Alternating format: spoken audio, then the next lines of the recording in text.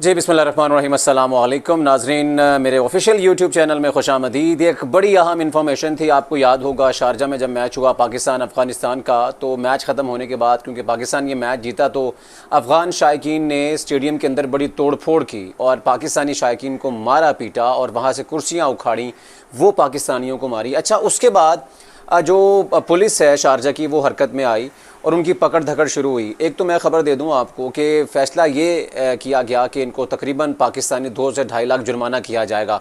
अच्छा, उसके बाद जो कार्रवाई थी उसका दायरा कार मज़ीद वसी किया गया, उनके कागजात चेक किए गए।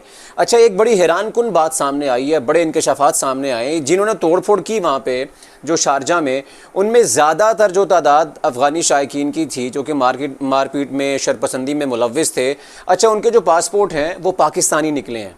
ये हैरान कुन इंकशाफात सामने आए हैं जी। और उसके बाद जो अब पाकिस्तान में जो कानून नाफिज करने वाले इदारे हैं वो अब मुतहर्रिक हो गए कि भाई ये कैसे हो गया, क्योंकि जब उनके कागजात, जब उनके अकामे देखे गए जिन्होंने तोड़ फोड़ की, तो अकामों के बाद उनके जो अरबाब इख्तियार हैं, कफ़ील हैं, उनको बुलाया गया, उनसे पासपोर्ट लिए गए। तो पासपोर्ट देखे तो वो पाकिस्तानी पासपोर्ट थे। फिर ये पाकिस्तानी एम्बेसी में बात पहुंची, वो सर पकड़ के बैठ गए, यार ये कैसे हो गया। अब यहाँ पे जो कानून नाफिज करने वाले इदारे हैं वो मुतहर्रिक हो गए हैं। और उसके साथ साथ अब इसमें सबसे अहम डेवलपमेंट ये है कि पहले तो बात जुर्मानों तक थी कि भाई जुर्माने करके सिर्फ उनको छोड़ दिया जाएगा, जेल नहीं होगी, डिपोर्ट नहीं किया जाएगा।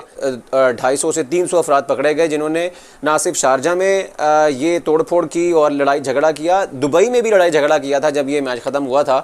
तो पहले सिर्फ यहाँ तक बात थी, अब जो बात है इससे आगे चली गई है और अब इनको डिपोर्ट करने का फ़ैसला किया जा रहा है, क्योंकि उन्होंने ये कहा जी कि ये तो एक गैर कानूनी काम में मुलव्विस थे, लड़ाई झगड़ों में, लेकिन अब एक और गैर कानूनी काम कि ये फेक डॉक्यूमेंट्स की बुनियाद पर शारजा में, दुबई में, यूएई में आए हुए हैं।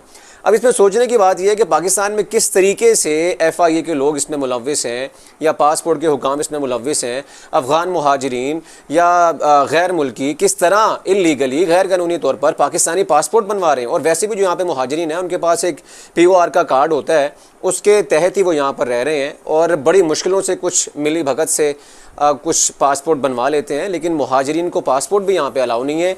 और कुछ लोग जो अफ़गानिस्तान में रहते हैं और पेशावर के रास्ते पाकिस्तान में दाखिल होते हैं, तो अफ़गान पासपोर्ट पे बाहर जाना उनके लिए मुश्किलात का बाइस बनता है।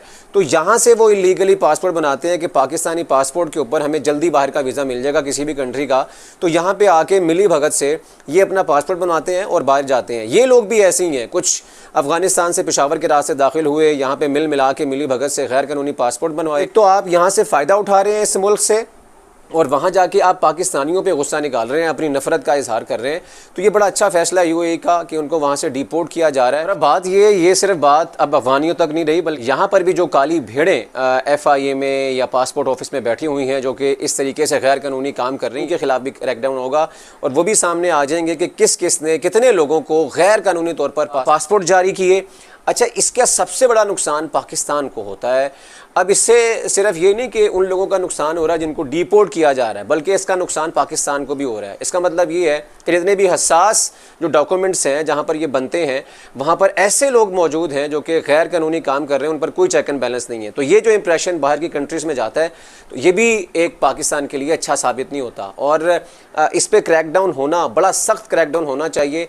और ये हर महीने या हर 2 या 3 माह बाद चेक एंड बैलेंस का ऐसा सिस्टम होना चाहिए कि जितने भी ऐसे लोग इस काम में मुलव्विस हों जो कि पैसे लेके पाकिस्तान की बदनामी का बाइस बनते हैं, गैर कानूनी डॉक्यूमेंट्स बना के देते हैं, उनके खिलाफ सख्त एक्शन होना चाहिए ताकि ये मिसाल बन जाए और किसी की ज़रूरत ना हो कभी इस तरह के गैर कानूनी काम करने की। उम्मीद है आपको वीडियो पसंद आई होगी। बहुत शुक्रिया।